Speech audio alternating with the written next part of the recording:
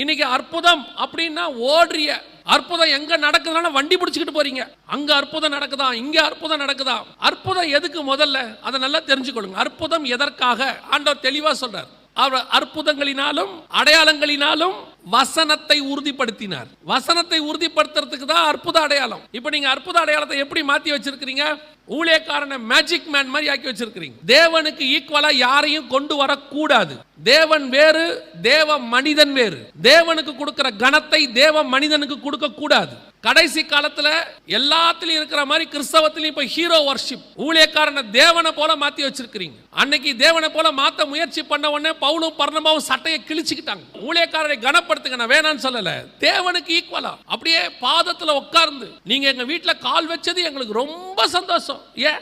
அவரும் மனுஷன் தான், அவரும் சாவார் சீக்கிரத்துல. மரியாதை கொடுப்பது வேறு. இன்னைக்கு அதனுடைய விளைவு என்ன? அப்படிப்பட்ட ஆட்களை பிசாசு பயன்படுத்து.